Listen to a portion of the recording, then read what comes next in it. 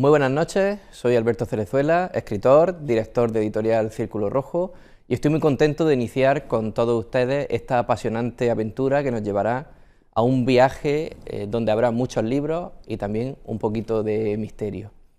Desde siempre me ha gustado contar historias, de pequeño las leía, fantaseaba con ellas, un poquito más mayor me dio por escribirlas y también por investigarlas, y hoy disfruto dándole voz a las historias de la gente, ya sea a través de los libros, a través de la editorial Círculo Rojo, publicando todas aquellas historias de la gente, y a partir de hoy a través de este programa, el Círculo de las Letras, donde daremos voz a todos aquellos escritores e investigadores pues, que quieran venir a contarnos cuál es su trabajo. En esta aventura tan especial, tengo la suerte de que me acompañe la periodista almeriense Raquel Martínez, que además es una de las editoras de Círculo Rojo, y como todo lo que hacemos juntos, Raquel, es un placer tenerte a mi lado. Muy buenas noches, Alberto. Y muy buenas noches a todos ustedes. Decirles que va a haber misterio, por supuesto, como no, Alberto Cerezuela, lo relacionamos con misterio, pero vamos a hablar de letras y de letras almerienses. Queremos animar a que la gente lea literatura que sale de Almería, de autores almerienses. Queremos animar también a aquellos autores que aún están con ese miedo de ¿seré capaz de publicar algo? ¿Valdrá mi trabajo? ¿Por qué no? Anímense, pues vamos a poner nuestro granito de arena para que ustedes a través de este programa se animen a sacar su trabajo a la luz. Y sobre todo queremos hablar de letras de Almería, de gente de Almería que escribe y que lee. De nuestra tierra, Raquel, que sabes que aquí hay muchísimo talento y ojo, no te vas a escapar en todos estos programas del misterio, que sé que a ti no te gusta mucho. Por eso yo he hecho hincapié en la otra parte. Sí, pero al final de cada programa tendremos nuestra sección de misterio en la que tú también tienes que participar, Raquel. Bueno, algo haré. Lo máximo que te puedo garantizar es que me muerda las uñas. Bueno, en eso, mira, con eso, puedo participar. para el primer programa me conformo. Ay, hay que contarle a la audiencia que estaremos cada semana a través de Interalmería Televisión, y si te parece vamos a ir presentándoles a la audiencia cuáles van a ser las secciones que componen este programa. Va a haber muchas secciones, van a ser muy variadas, a lo largo del tiempo seguro que van cambiando, porque queremos sobre todo la colaboración de ustedes, que ahora mismo nos están viendo o que a lo mejor les llega de alguna forma que ha comenzado este programa, pues queremos que colaboren, queremos saber qué libros están leyendo o que nos recomienden libros que tengan en la cabeza. También, sobre todo, para nosotros es muy importante que nos recomienden libros de gente de Almería o incluso su propio libro, lo que vean. Pero queremos eso. ¿Cómo no? Vamos a hablar de las novedades de la semana, de aquellos libros que han llegado a nuestras librerías de Almería o incluso libros que están llegando a librerías de toda España con nombre y apellido de un almeriense, que eso es importante. Vamos a tener protagonistas como autores que han escrito libros editados por Círculo Rojo y autores que han escrito algo relacionado con Almería o que son de Almería. No tiene por qué ser de Almería, sino que esté relacionado con Almería. Pues si te parece, yo tengo muchas ganas de empezar. Pues ¿Vamos ya con la primera sección? ¿Arrancamos?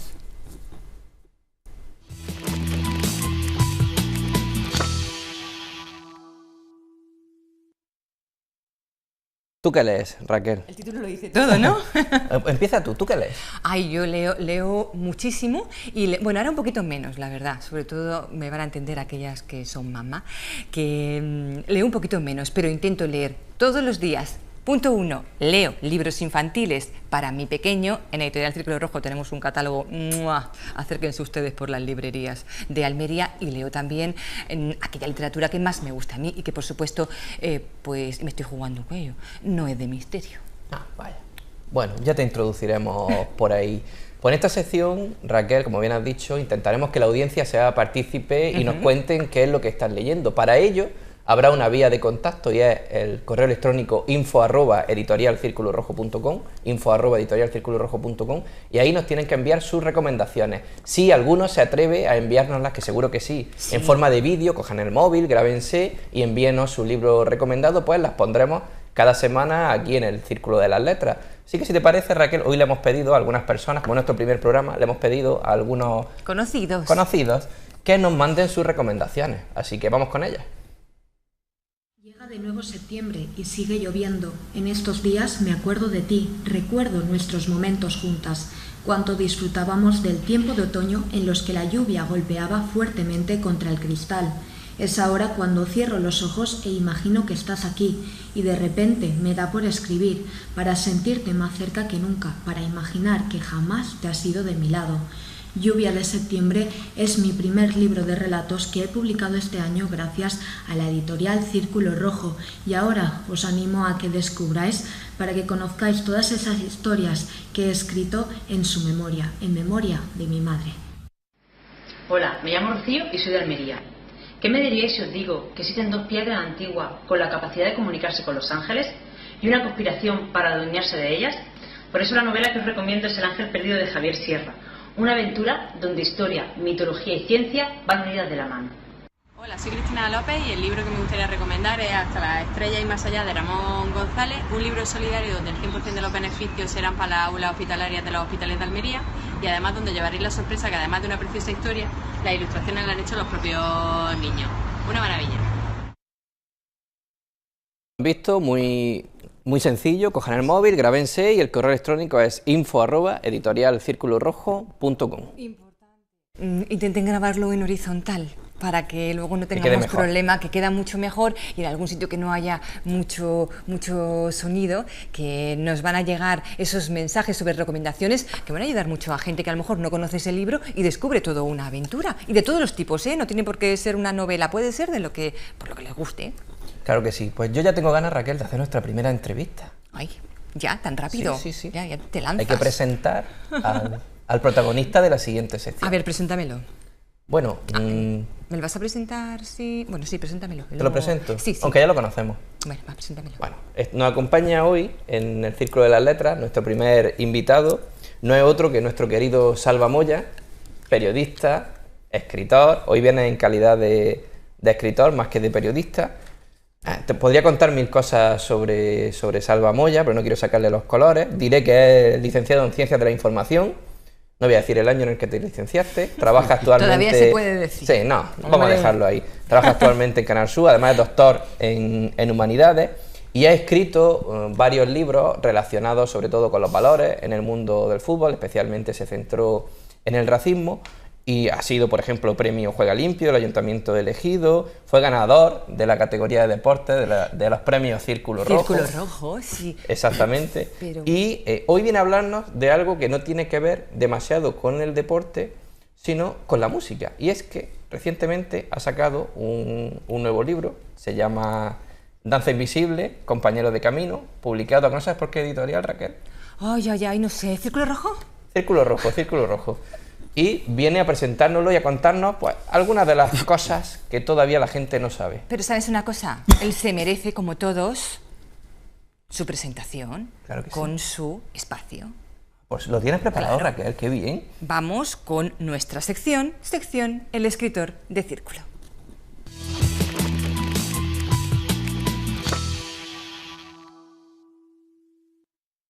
Salva Moya, buenas noches. Muy buenas noches. No te conozco de nada. No, estamos aquí en familia, en Interalmería.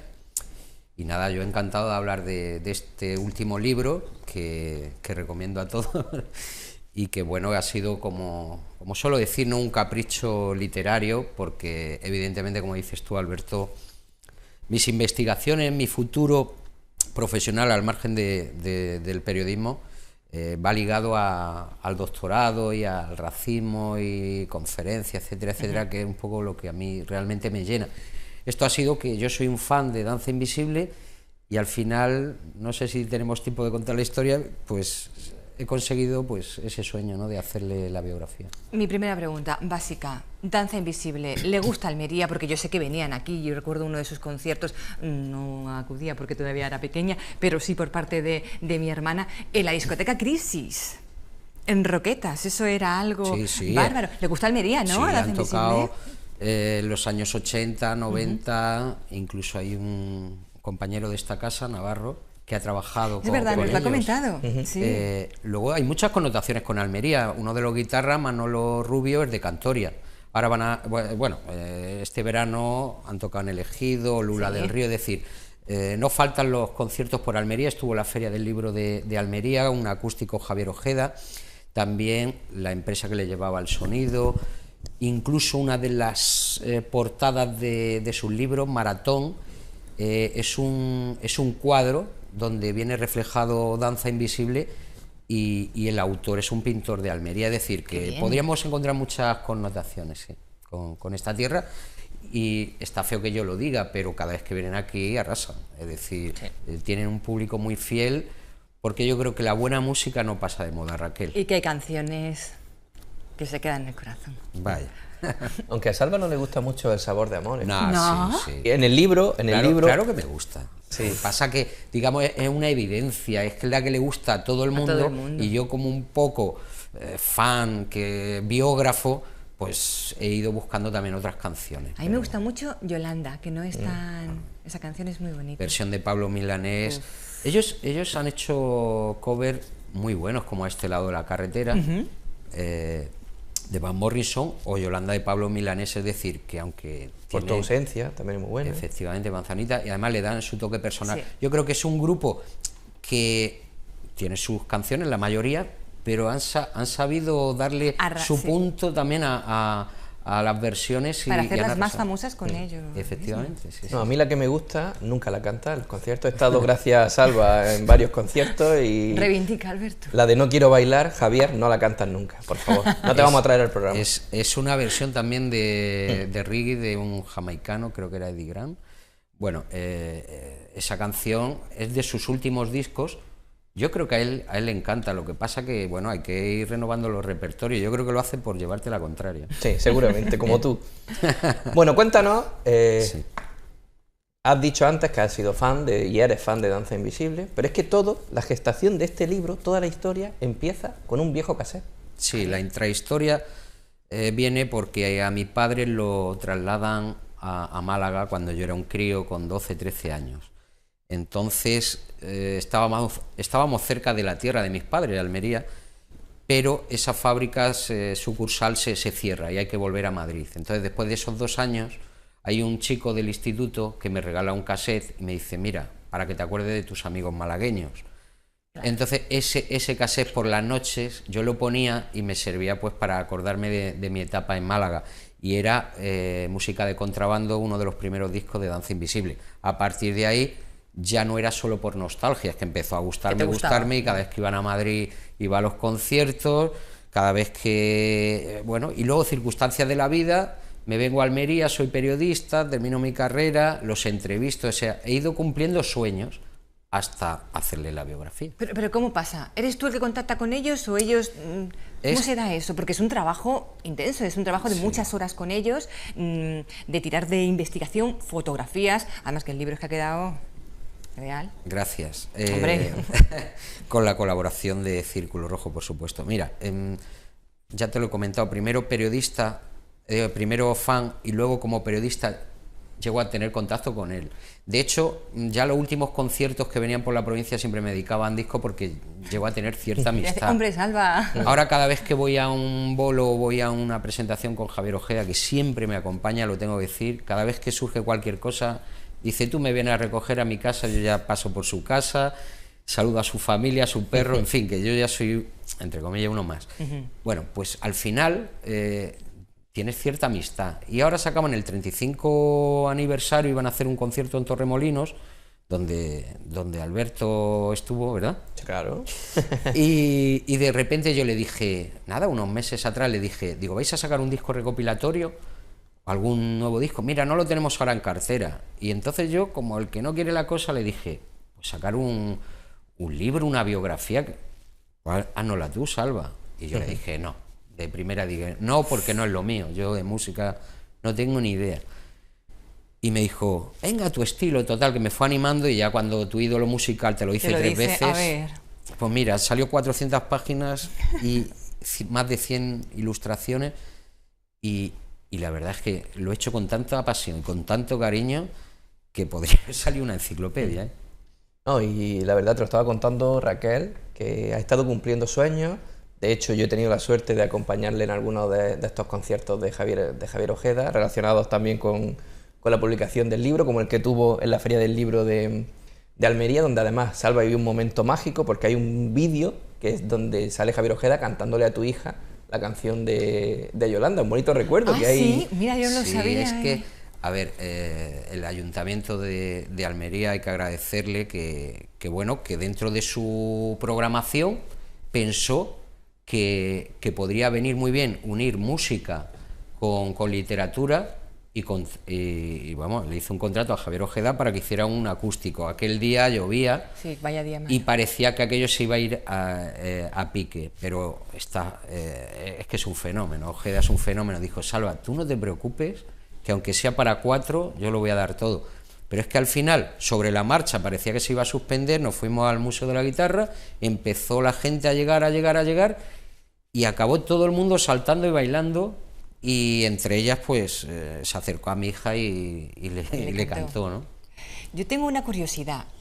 El libro, su portada, es, creo yo, algún concierto de ellos. ¿Qué concierto es? ¿Qué momento? ¿Quién plasma esta preciosidad? Porque es que es una foto que lo dice todo. Luego el diseño es muy bueno, pero en sí, ¿esta foto qué corresponde? Pues mira, corresponde a un concierto que tiene mucha profundidad. Y es que durante 10-15 años ellos estaban vetados, entre comillas, o no entre comillas, en su pueblo, en Torremolinos. Ellos tienen allí una calle, vamos, cuando han celebrado ahora el 35 aniversario, a reventar, o sea, la gente los quiere muchísimo, ¿no? Es un símbolo, ¿no? ¿Qué ocurrió? Que Javier Ojeda hizo unas manifestaciones que no gustaron a un exalcalde, por aquello de la burbuja, de lo que se estaba haciendo en Torremolinos, y directamente este hombre dijo: así, pues no los contrato. Entonces, durante 15-20 años han seguido haciendo sus galas por toda España, pero en Torremolinos. ¿Qué ocurrió? Que después de varias legislaturas de mayoría absoluta, porque este hombre era especial, pues perdió. Entonces, cuando hubo un cambio de gobierno, lo primero que hizo la nueva corporación es decirle a Danza Invisible que por favor hicieran un concierto. Fue en la Nogalera, ante 10.000 personas, impresionante, y esa es la imagen colofón de final de concierto, ¿no? Un concierto que titularon todos los periódicos de Málaga, Libertad sin ira, o sea, muchas cosas, mucha connotación con el simbolismo que tenía ese concierto, y la fotografía de José Cortés Woski, que es el que aportó, además, también lo tengo que decir, me sugirió el título del libro, ¿no? Compañeros de camino, que es el estribillo de A este lado de la carretera, ¿no? Que si queréis la tatareamos aquí no hay ningún problema, Alberto. Eso te iba a decir. Yo no quiero que llueva. Que estamos aquí entre amigos, Hablamos de conciertos multitudinarios, no sé si 10.000 personas, pero hace poquito en el Ejido estuvieron, y se llenó todo el parque del pabellón. Raquel no estuvo, pero bueno, Raquel no estuvo, ella se quedó en el de Roquetas de hace 25 años. No, pues, que fue mi hermana, yo no tenía todavía ya para ir. Sí. Pero ahí estuve yo y vimos a Raquel, a Salva, subirse al escenario. Lo hemos visto todos a través de las redes sociales. Y cantar, porque en las redes sociales no se le vio cantar. No, se le vio esa foto, bueno, qué malo eres, Alberto. No, me imagino que como fan de Danza Invisible eso fue para ti un momentazo. Yo estaba con mi familia, estaban mis padres, mis hijos, mi mujer, y en un momento dado yo le tenía mucho, no sé, era algo muy especial este concierto, porque de alguna manera yo había contribuido a que vinieran al Ejido. Claro. Era un jueves, y 15 minutos antes estaba tomando una cervecita allí con unos amigos de la escuela de idiomas y no vi nadie, y entonces Javier Ojeda en camerino me dice: ¿Qué? ¿Cómo está la gente? Digo: pues no lo sé. Y fue pasar los 15 minutos y ver el parque a reventar. Entonces me dio un subidón, y al final del concierto ellos querían que cantara, la verdad. El Club del Alcohol, que es la canción que suele cerrar todos los conciertos. Y bueno, y al final ya sabéis cómo es Javier Ojeda, que sale, canta con el público, se baja del escenario, y bueno, me subí y tuve ahí un gesto pues de soltarlo todo, y bueno, luego me vi en las fotos como que no me gusté mucho. Por cierto, voy a contar una anécdota. Mira, si veis la portada del libro, están con un gesto reivindicativo, muy, ¿no? El gesto de Javier. Entonces, en el concierto del Ejido, al final se hizo esa misma foto, claro, con todo el público detrás. Y claro, ellos querían que yo participara, una foto muy parecida a esa. Y entonces yo, pues, puse esos mismos gestos, ¿no? Así, los ojos al infinito. claro, la gente decía, estabas colocado, estabas borracho. Y no, y era por intentar imitar, estaba haciendo un poco de teatro. Pero la gente es muy mala. Dice, ¿cómo iba? ¿Estabas puesto bueno? Feria San Isidro. Pero no, un par de cervecitas, un par de... Y sin alcohol. Y un cubatilla. Y esto va aumentando, empezó con una cerveza, ya vamos por un par y un cubatilla. Es que el concierto fue muy largo. Luego se fueron a una caseta y todo, sí. Bueno, eso ya lo contaremos en otro programa. Lo que sí quiero que me cuentes, ya que has abierto la veda de las anécdotas, algunas de las que recoges en el libro, pero no las típicas que vas contando por ahí en otros programas, sino la auténtica, alguna que te haya impactado a ti realmente. ¿Estamos en horario de niños? Estamos en tu horario, o sea que cuéntala, siéntete libre. Bueno, a ver, está recogida en el libro, por tanto la puedo contar. Es un grupo, lo va a entender la gente, que los años 80 pues eran chavales que soñaban con ser músicos y la movida, pues todo lo que conllevaba, pues excesos, bebida, etcétera, etcétera. Y bueno, hay un cantante que todo el mundo conocerá, el de La Frontera, que le llamaba... Javier Andreu. Efectivamente, le llamaba Danza Invisible, Pánico en los hoteles. En varios hoteles de Madrid ya no lo recogían a Danza Invisible porque después de los conciertos la liaban. Entonces, anécdotas te puedo contar muchas. Una, por ejemplo, la que Javier Ojeda, después del concierto, él dice que algo le echaron en la bebida. El caso es que por la mañana vinieron los bomberos, le había metido fuego a la habitación. Sin darse cuenta, se ve que empezó a jugar con no sé con quién estaba, que si unas cortinas, no sé qué. En fin, que al final vinieron, bueno, y allí se lió una tremenda. Estamos hablando con 18 o 20 años. Otra, por ejemplo, en Fuengirola, pues después de una fiesta le invitaron unas extranjeras a una casa a seguir la fiesta y al final vino la policía y los que no tenían carnet de identidad pues pasaron la noche en el calabozo, entre ellos él. Es decir, han prescrito, el que lo conoce sabe que es una persona que se ha reciclado, que es un pedazo de profesional que vive para la música, pero es cierto que en los 80 pues algún desmadre. Otra graciosa es la de que van a Ceuta. Ellos se creen que son ya el grupo más conocido de Andalucía, les da el subidón y ven en los carteles que en vez de poner Danza Invisible pone Lanza Invencible. Imagínate el bajón. Esa es buena. El bajón como diciendo, joder, anda que se han enterado de quiénes somos. Una última pregunta por mi parte. Es que es una curiosidad que tengo por el día que me animé a escribir, que será en breve. Claro. Hombre, algo tendré que escribir yo también. ¿Qué se siente cuando dices, he terminado, sé que he terminado? Y en tu caso, que tienes más experiencia, porque también tienes otro libro publicado con Editorial Círculo Rojo, referente y ya tengo al otro racismo. en cartera. ¿Tienes otro? Sí. Bueno, pues nada, todos ponerse. Ya sabes dónde llamar. ¿Qué se siente, de verdad, pero qué se siente al decir, he terminado? Seguro, sí, he terminado. Pues mira, Raquel, yo te voy a ser sincero, yo para mí los peores días de escribir el libro es cuando sé que pasa por imprenta y por muchos repasos que le he dado, pienso, empieza a darle vueltas si me ha faltado todo esto y ya no te cuento nada cuando te cuenta la anécdota buenísima ya que está en imprenta, ¿vale? En este caso tenía que estar para el 35 aniversario, se cumplieron todos los plazos y bueno, yo creo que el día que tú... es cuando lo ves, cuando lo tienes, ¿no? Ese día... que por cierto, yo no lo he releído porque siempre, tú sabes, los autores dicen, a ver si voy a ver, pues siempre puede haber un pequeño fallo, es normal. Yo creo que es el día que lo tienes físicamente, pero yo creo que el proceso se disfruta muchísimo, sobre todo, que no es por hacer la pelota aquí a Círculo Rojo, pero si tú estás disfrutando, si tú ves que se han equivocado en una cosa o tú te has equivocado, hay que corregir o hay que cambiar una foto, te mandan una, no entra el formato, y te atienden fenomenalmente y te dicen no pasa nada y lo cambian, mira, te gusta así, vas disfrutando, eso para mí es un placer enorme. Yo no sé en otros sitios, pero si tú vas a un sitio y le dices que te cambien esto, dicen que se queda así o que no puede ser, ¿me entiendes? Empiezan a ponerte pegas, pues te puedes venir abajo porque yo soy muy perfeccionista y bueno, y uno también llega a un momento que tiene cierta reputación en su trabajo por intentar hacer las cosas bien. Entonces, si te encuentras una cadena de personas que te ayudan en el proceso, yo he disfrutado. De hecho, yo he hecho amistades con compañeros vuestros de Círculo Rojo precisamente por guasear con bromitas de una palabra que se pone así o así, ¿no? Es decir, yo lo he disfrutado mucho. Es que si no, no lo haría, Raquel, Alberto.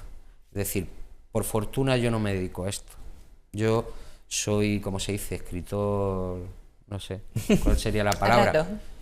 Tengo mi trabajo y esto es un hobby, pero me llena, te iba a decir casi más que mi trabajo, o sea que no sé si políticamente es correcto, pero fíjate que un día iba a hacer un libro que era adaptación de mi tesis, llevo 3, dos más en conjunto con otros compañeros de universidad, de investigación, y uno que no sé si se puede decir ya algo. Puedes contarlo. Vamos a dar una primicia. Cuenta.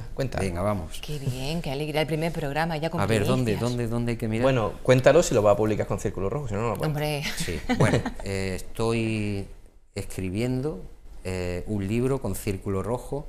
Va a ser otra biografía, pero ya tengo que volver al fútbol. Claro. Y va a ser una biografía de uno de los personajes más importantes de esta tierra que ha dado el fútbol y que está en activo, que muy pronto ya no lo va a estar. Y bueno, pues ya está, voy a dar su nombre, David Fernández Borbala. Nuestro querido árbitro. Efectivamente, árbitro internacional, que por cierto me está contando anécdotas y me recuerda a la etapa de Danza Invisible.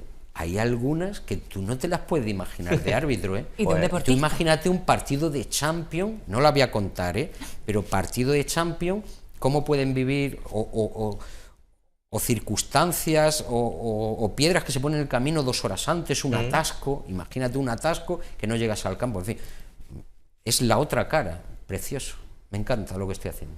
Pues estamos deseando ver tu nuevo trabajo. No sé cuándo saldrá, pero Bueno, estoy escribiendo. Vamos a intentar que pronto. Cuanto Bien, más pronto, muy pues bien. lo mejor. Salva, que no hemos quedado sin tiempo. Es un placer hablar contigo. Me enrolla bueno, mucho, ¿no? sí. Lo siento, es que me emociono. No te vamos a invitar más. Vale, o gracias. podemos hacer un programa especial solo contigo, ya valoraremos. Vale. O puedo mandar un vídeo con alguna recomendación También. de otro. Pero no, Obligatorio, pero no es que eso es recomiendes tus obligatorio. libros, que No, va no, a no. cantar un poco. Eso queda feo, sí.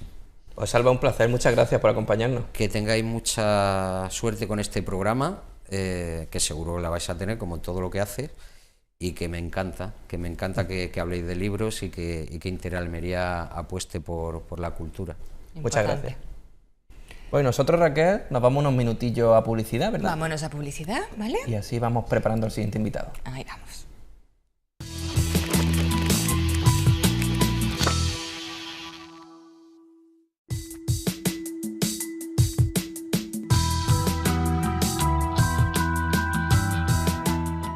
Bueno, pues y a la vuelta de publicidad vamos a seguir presentándoles, como le hemos dicho, todas aquellas secciones que van a conformar este Círculo de las Letras. Así que vamos ya con la lista de la semana.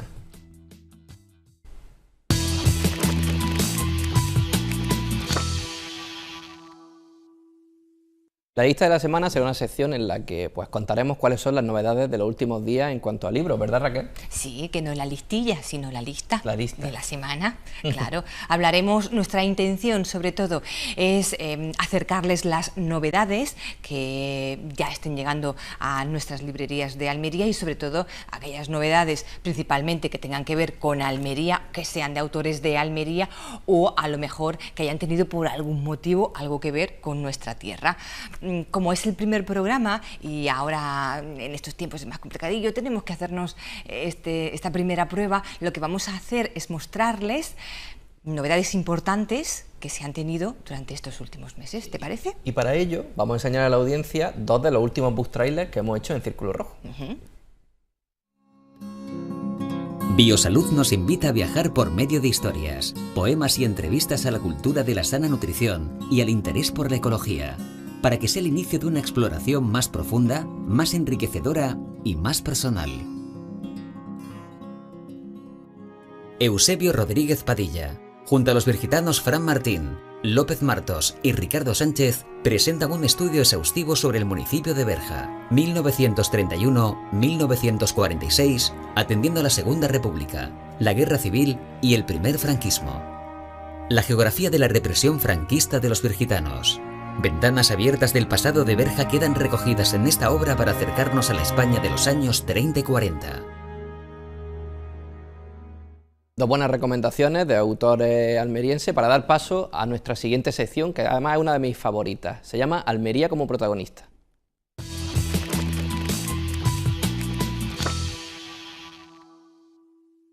Aquí lo que pretendemos es dar voz a algún escritor que tenga que ver con Almería, ya sea porque su libro se desarrolle o tenga que ver con la provincia, o porque él mismo sea almeriense. Y para esta primera entrevista de esta nueva sección, Raquel, voy a mezclar las dos cosas. Tenemos un autor que es de Almería y además toca un tema muy genérico, pero que a lo mejor tiene alguna pincelada almeriense. Vamos a presentar ya a nuestro invitado. Pedazo de autor. Pedazo de autor. Además, un lujo tenerlo en Almería. Publica con las mejores editoriales de España. Entre ellas Círculo Rojo. Publica con nosotros, con Círculo Rojo, y publica también, ojo, con Editorial Planeta. Editorial Planeta, nada más y nada menos.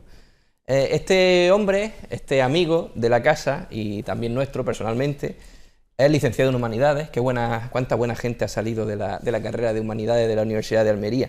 ¿Quién habrá estudiado también Humanidades? La verdad es que sí. No sé. Podría contar mil cosas de Óscar Fábregas. Es escritor, como he dicho, además presenta un programa de radio que se llama Tempus Fugit, que es uno ya de los programas de radio más escuchados en el mundo del misterio.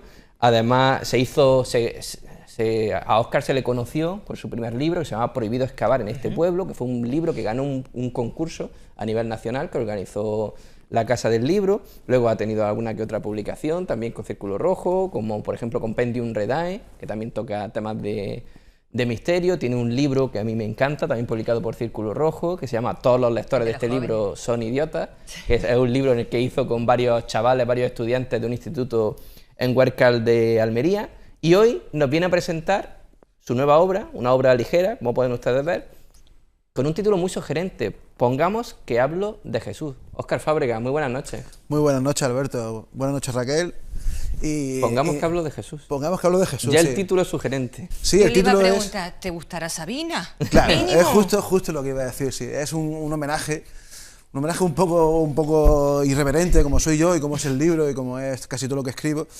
A Sabina, que también es irreverente, y que a mí me gusta mucho. Yo soy vosotros que sois editores, lo sabéis, la importancia de un libro es esencial, o sea, de un título es esencial, ¿no? Igual que la portada. Y yo soy muy de títulos extravagantes, ¿no? Ya has dicho, por ejemplo, el libro del proyecto Dos Chavales, ¿no? Todos los lectores de este libro son idiotas. Y ¿qué hago yo? ¿Qué título le buscaba a esto? Soy muy clásico, ¿no? La verdad sobre Jesús, o Jesús al descubierto, alguna cosa así.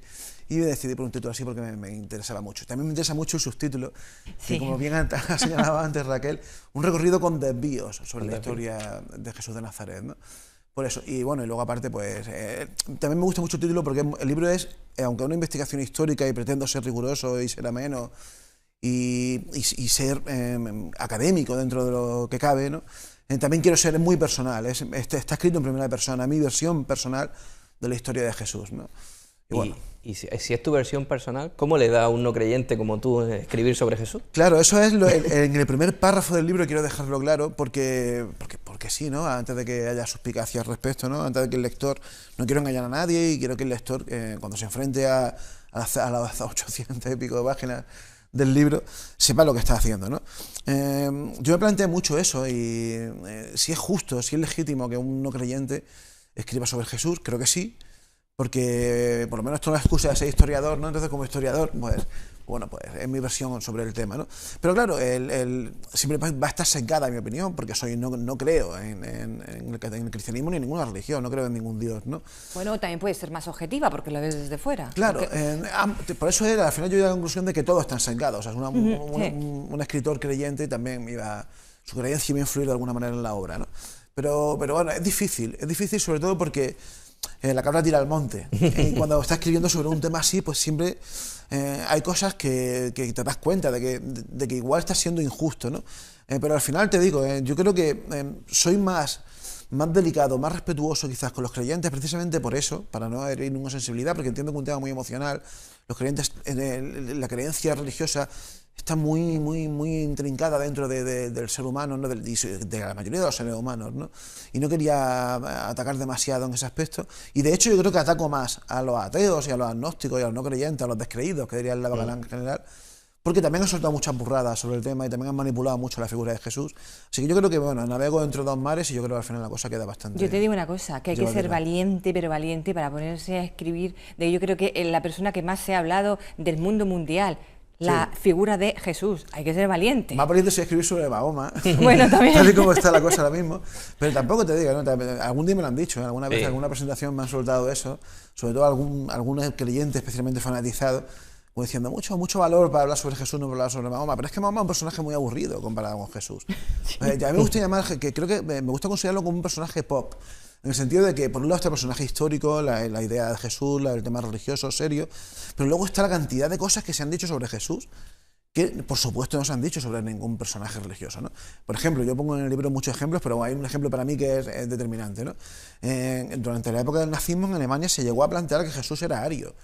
Nada más lejos de la realidad, porque Jesús, si era algo, claro que sepamos seguros que era judío. Claro, pero hasta qué punto el personaje moldeable y adaptable, ¿no?, a una creencia como fue el nazismo, el nacionalsocialismo, bueno, pues se llegó a plantear eso, e incluso hay varios libros, y Hitler llegó a tener alguno de ellos como libro de cabecera, ¿no?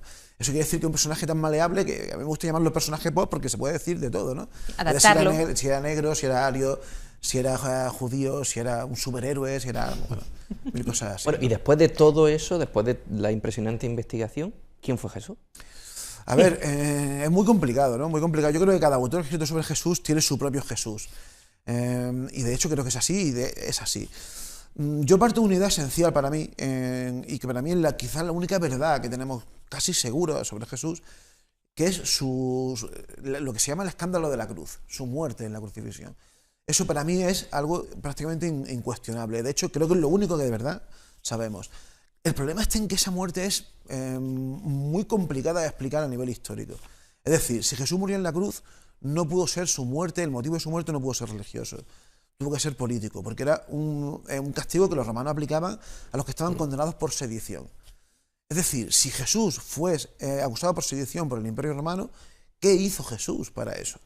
Entonces, claro, eso da pie a plantear, bueno, igual su movimiento no solamente fue religioso, que lo fue, sino que también fue político. Pero claro, es que el judaísmo, la política y la religión siempre han ido de la mano y siguen yendo de la mano a día de hoy, ¿no? Entonces yo creo que fue un líder religioso, pero que dentro del contexto del siglo I, de la primera mitad del siglo I, un contexto en el que Palestina, Israel, estaba dominada por el Imperio Romano y que el pueblo israelita de diversas maneras estaba luchando por su independencia, cosa que nunca consiguió, no consiguió hasta el siglo XX, y que de hecho ese movimiento, esa efervescencia que había en esa época, acabó eclosionando en la famosa Primera Guerra Judeo-Romana, que terminó con la destrucción de Jerusalén en el año 70, y Jesús fue uno más. El problema está en que su movimiento, más que otros movimientos, fueron mucho más políticos, pero el movimiento de Jesús tuvo un aspecto religioso muy importante. Yo estoy plenamente convencido de que Jesús estaba convencido de que a esa especie de revolución, no me gusta llamarle revolucionario porque no es exactamente eso, ni tampoco esa frase tan típica de Jesús fue el primer comunista, no. Nada más lejos de la realidad, pero sí de alguna forma fue un rebelde, ¿no? Un rebelde contra Roma. Y yo creo que estaba convencido de que a su pequeño grupo de seguidores, en el momento de la verdad, le iba a ayudar la divinidad y se iba a establecer el famoso reino de Dios que tanto anuncia, tanto vaticina. Pero pues no creo que fuese un hijo de Dios, no creo que tuviese realmente poderes sobrenaturales. De milagros no. No creo en los milagros.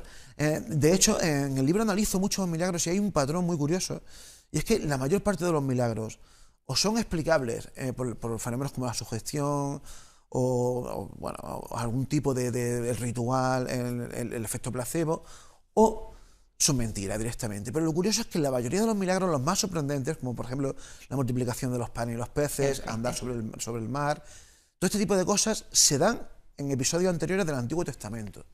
Como que de alguna manera Jesús vuelve a repetir esos episodios. Y seguramente pues no son reales, no pertenecen a Jesús de la historia, sino que pertenecen seguramente pues a los evangelistas, intentando de alguna manera exaltar el personaje, pues buscaron entre sus escrituras, porque todos eran judíos, y encontraron muchos episodios que añadieron al personaje mítico. Hay que diferenciar para mí entre el Jesús de la historia, que es Jesús, y el Jesús de los evangelios, que sería el Cristo, ¿no? De hecho, a nivel académico se suele diferenciar entre esos personajes, y uno de los aspectos esenciales es eso, en los milagros. Otro, por ejemplo, la reencarnación, el aspecto posiblemente más peliagudo. Entonces, al tercer día no resucitó.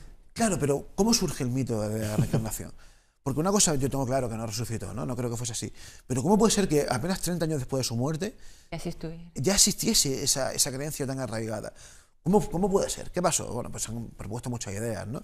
Desde que robaron el cuerpo y sus seguidores pensaron que, claro, encontraron el sepulcro vacío, pues alguien había resucitado. Claro. O directamente es mentira, o quizás alguien vio a alguien parecido, ya sabemos cómo funciona muchas veces el fenómeno religioso, ¿no? La gente cuando están sometidos a una creencia de este tipo, aceptan momentos sobrenaturales, ¿no? Quizás alguien en un estado de dolor, de shock, como la muerte del personaje, de pronto creyeron verlo y el rumor se fue expandiendo, pero sea como sea, pues no lo sabemos. Pero para mí fue un líder revolucionario, o político más bien, religioso, que pretendía liberarse de Roma. Una última pregunta cortita, que si vamos justillos, ya el primer programa ya vamos justillos. En todo esto, ¿dónde quedaría la figura de la Virgen? La Virgen María es importantísima, porque claro, esa es otra de las cosas que hay que explicar, ¿no? Porque ya desde el principio entonces ya no... ¿Fue virgen la Virgen? Eso. ¿No fue virgen? Bueno, la verdad es que yo creo que todo eso, y bueno, yo creo, a nivel académico se considera que en parte que es culpa de un error de la palabra judía para virgen, que no es exactamente virgen, sino más bien es muchacha en edad de casar. Y eso ha llevado a que, por una cosa o por otra, finalmente la Iglesia lo acabó sancionando y se ha convertido en un dogma, ¿no?, de fe, que la Virgen, que Jesús tuvo un nacimiento sobrenatural, pero seguramente no es así. Y además hay otros factores, porque la Iglesia defiende que se fue virgen siempre, es decir, antes, durante y después del parto. Eso ya es mucho más complicado. Porque pobre José ahí... Claro, pero bueno, en el libro hay un capítulo dedicado a la Virgen María, hay un capítulo dedicado a José, que José es el gran ignorado de la historia. El gran segundón. El gran segundón, pero sin embargo también tiene su capítulo. Y luego, pues bueno, mil cosas más, ¿no? El libro, ya os digo, es un recorrido con desvíos, y a mí realmente lo que me interesa más que la historia de Jesús son esos desvíos. Esos desvíos. Porque son súper interesantes. Bueno, pongamos que hablo de Jesús.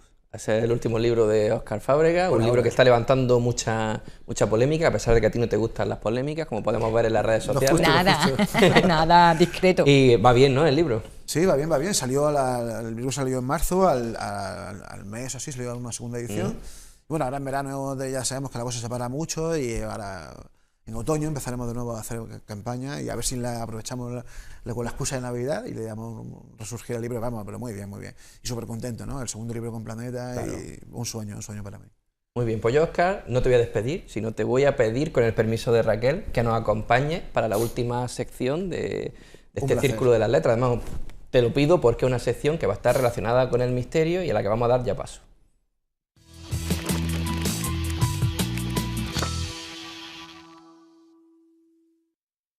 Bueno, en esta Almería misteriosa, que así se llama la última sección que va a haber en cada programa, pues no podemos tocar otra cosa que no sea el misterio además relacionado con nuestra tierra.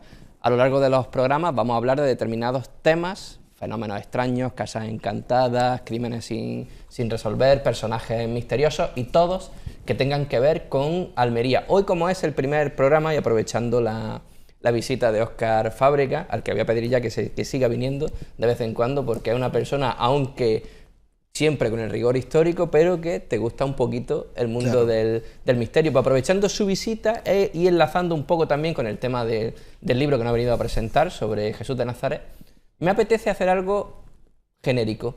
Creo que los compañeros tienen algunas imágenes de la Catedral de Almería, por meterte, Óscar, en ambiente religioso y misterioso. Y misterioso. A Raquel, a ti te voy a pedir que aunque no te guste mucho el misterio, te quedes con nosotros, por favor. Yo me quedo, pero ya sabes que esta parte...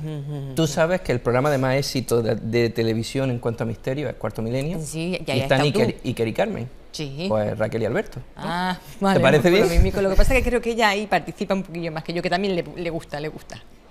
Pues Óscar, enlazando un poco, como he dicho antes, con toda la temática, todo lo que has estudiado sobre Jesús de Nazaret, además sé que tiene otros proyectos en los que va a hablar de reliquias y de determinadas piezas del cristianismo que tienen que ver con lo sobrenatural. A mí me apetecía hoy hablar del Grial, del Santo Grial, porque también tiene algo que ver con Almería, y luego daremos unas pinceladas. Claro, efectivamente tiene algo que ver, y yo no lo sabía, y fue precisamente gracias a ti, gracias a tu último libro, ¿no? Que era el último libro, sí. Ya los confundo un poco. Sí, todo. En Almería, Secreto y Misterio, tú te refieres al Santo Catino. Exacto. Yo no sabía eso porque es uno de los candidatos al Grial, pese a que, y eso sí que hay que decirlo, dejarlo claro, realmente el Grial, la Iglesia dice que hay uno que es el auténtico, ¿no? Que es el Grial de Valencia. El de Valencia. Aunque le ha salido un contrincante, además bastante complicado, con perdón. ¿El de León? El de León, el de Doña Urraca, porque parece bastante más razonable, por lo menos en la antigüedad, que el de Valencia, ¿no? El de Valencia realmente los datos comprobados y exactos hacen que aparezca hacia el siglo XII, XIII, Sin embargo, de ser cierto, de ser real, el de Loñorraca, el de León, nos iríamos hacia el siglo VII, VIII, IX. Por lo cual, por lo menos unos cuantos siglos nos vamos antes. Bueno, el de Valencia, que está autentificado por la Iglesia. Sí, sí. De hecho, creo que un papa ofició una misa. Los tres últimos, incluso Francisco ha hecho una última misa, pero también lo hizo Ratzinger, Benedicto XVI, Juan Pablo II, y lo hizo Juan Pablo II. Y de hecho, aunque la Iglesia es un poco reacia a esto de las reliquias, ¿no? Porque por un lado juega un poco a un doble juego, ¿no? Por un lado hace ostensiones, por ejemplo, de la Sábana Santa, o hace misas con el Santo Grial, de Valencia, pero claro, no se quiere mojar del todo porque, claro, aceptar, por ejemplo, que la Sábana Santa es realmente la sábana en la que cubrió el cuerpo de Jesús, muy delicado, y de hecho no lo reconoce la Sábana Santa como tal, pero sin embargo el Grial de Valencia sí. El problema está en que cuando usa... hay más candidatos, entre los que está el Santo Catino, que ahora sí que hablaremos un poco de esto, pero hay alguno más. El problema está en que cuando uno analiza la figura de Jesús y analiza un poco la historia del Grial, primero, el Santo Grial no surge como tal, como una reliquia cristiana hasta el siglo XIII aproximadamente. Y surge después de dos obras clásicas, que son el Santo Grial de Cristián de Entre Troyes y el Parzival de Eschenbach. Pero luego surge otro libro que es una especie de remake de estos dos, que es el que cristianiza el objeto y lo convierte en la copa en la que supuestamente Jesús invitó a sus discípulos a beber vino, o la copa en la que José de Arimatea, que es lo que defiende el libro de Robert Borón, que se llama precisamente José de Arimatea, el que defiende que es la copa en la que José de Arimatea recogió la sangre de Jesús en la crucifixión, ¿no?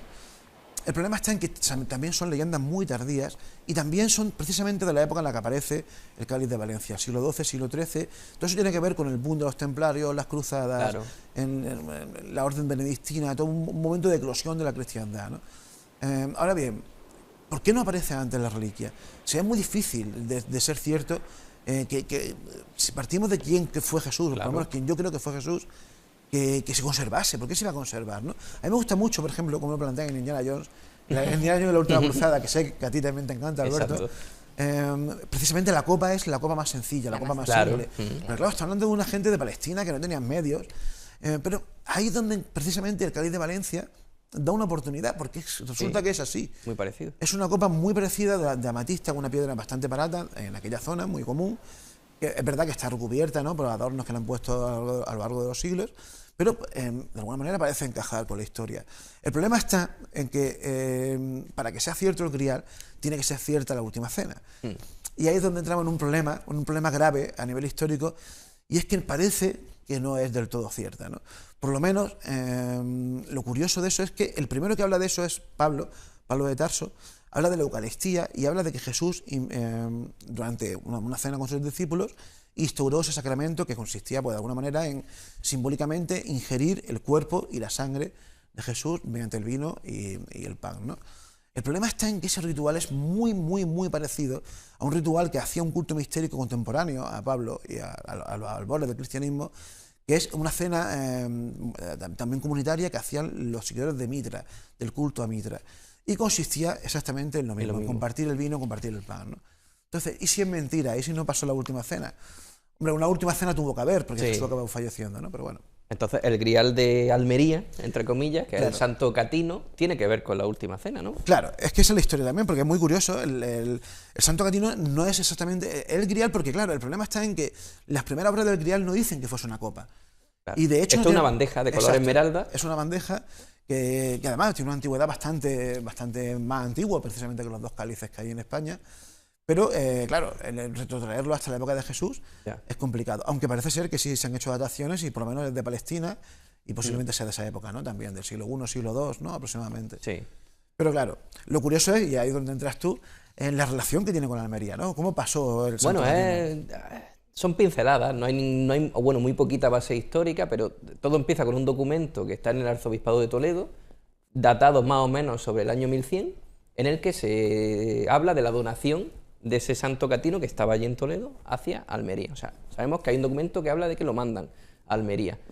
Llegaría, porque vamos a pensar que no, claro. Y todo esto se cruza con el año 1147, cuando está la batalla famosa de Alfonso VII para reconquistar Almería, con el Papa Eugenio III, en fin, se mezclan también los templarios, que dicen que estuvieron en el cerro de San Cristóbal y fundaron una especie de ermita, Y toda esa batalla, en la que se reconquista Almería, que estaba en manos de los árabes, al parecer el Papa le había dicho a los italianos que también participaron, sobre todo los de Génova y los de Pisa, que por cierto la playa de los genoveses, conocida por todos, aquí sí Raquel, recibe ese nombre porque en esta batalla las naves de Génova entraron a Almería por ahí. Pues al parecer los italianos tendrían órdenes del Papa de arrasar Almería ya por intereses comerciales y de llevarse cualquier tesoro que encontraran. Entonces se sabe, porque se hace un inventario después de esa batalla, que no existe ese Santo Catino en Almería. Claro. Si pensamos que llega, pues lo más lógico sería que esta gente se lo hubiera llevado. Estamos fantaseando un poco, pero hay un dato, y es que ¿dónde está este Santo Catino? Claro, está en el Vaticano a día de hoy, ¿no? No, está en la Basílica de San Lorenzo en Génova. Ah, está en Génova, ¿no? Está en Génova, o sea, los genoveses los que vinieron y lo tienen ahí. Lo que pasa es que no tenemos ninguna certificación oficial. Otro día, pues nos estamos quedando ya sin tiempo, hablaremos de otras reliquias que a lo mejor existen en Almería, como trozos del Lignum Crucis. Exacto. Además creo que de los más grandes que hay en España, ¿no? Sí, exacto. Aquí. Sí. Además posiblemente tengamos 3 en la provincia de Almería y alguna otra reliquia relacionada con San Valentín a la que le dedicaremos otro programa. Óscar, muchas gracias por habernos acompañado en esta primera aventura y seguiremos contando contigo para el futuro. Todo un placer. Gracias. Querida Raquel, pues a pesar de los nervios que tenía en este primer programa, ha salido bien, ¿no? Ha salido muy bien, hombre. ¿Que tenía yo los nervios o tú que los tenía compartidos, bueno, no? Quizá un poquito más. Yo, pero eso, bueno, ya lo hemos contado. Decirle a la audiencia que os esperamos cada semana en el mismo horario, contando pues lo que hemos visto hoy, hablando de libros, hablando de autores de nuestra tierra, de escritores que tienen grandes proyectos y también, aunque no le guste a Raquel, de misterio. De misterios, también de misterios, pero sobre todo de letras y de Almería. Letras en Almería. Pues muchas gracias, Raquel. Nos vemos la semana que viene. Querida audiencia, la semana que viene os esperamos aquí en el Círculo de las Letras.